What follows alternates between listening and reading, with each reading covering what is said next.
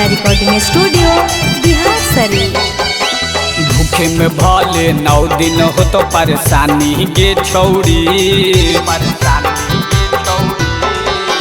भूखे में भले 9 दिन हो तो परेशानी गे छौड़ी, बाकी बन जैमी राजा के तूता रानी गे छौड़ी, बाकी बन जैमी राजा के तूता रानी गे छौड़ी। कहल बतिया हमर तूल न मानी गे छौड़ी, कहल बतिया हमर तूल न मानी गे छौड़ी, बाकी बन जैमी राजा के तूता रानी गे छौड़ी, बाकी बन जैमी राजा के तूता रानी गे छौड़ी।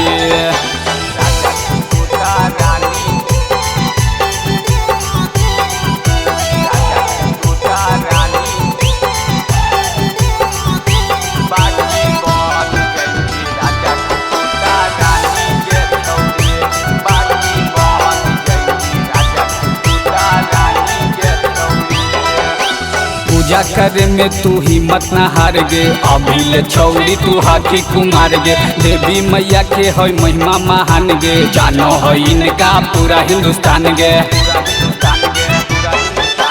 पूजा करे में तू हिम्मत न हार गे, अभी ले छौड़ी तू हाथी कुमार गे, देवी मैया के है महिमा महान गे, जानो है इनका पूरा हिंदुस्तान गे। करे के मन में नौमी नवरात ले ठानी गे छौड़ी, करे के मन में नौमी नवरात ले ठानी गे छौड़ी, बाकी बन जैमी राजा तूता रानी गे छौड़ी, बाकी बन जैमी राजा तूता रानी गे छौड़ी।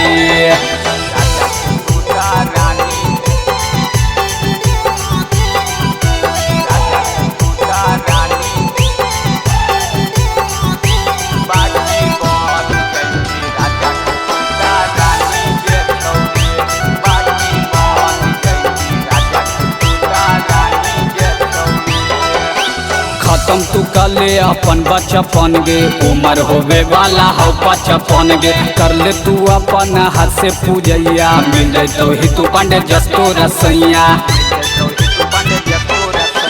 खत्म तू कले अपन बचपन गे, उम्र होवे वाला हो 55 गे, कर ले तू अपन हाथ से पूजैया, मिल जाए तो ही तू पांडे जस्तो रसैया। कोई न फिर तोरा मारतौ ताना तानी गे छौड़ी, कोई न फिर तोरा मारतौ ताना तानी गे छौड़ी, बाकी बन जैमी राजा तूता रानी गे छौड़ी, बाकी बन जैमी राजा तूता रानी गे छौड़ी। Shitala recording studio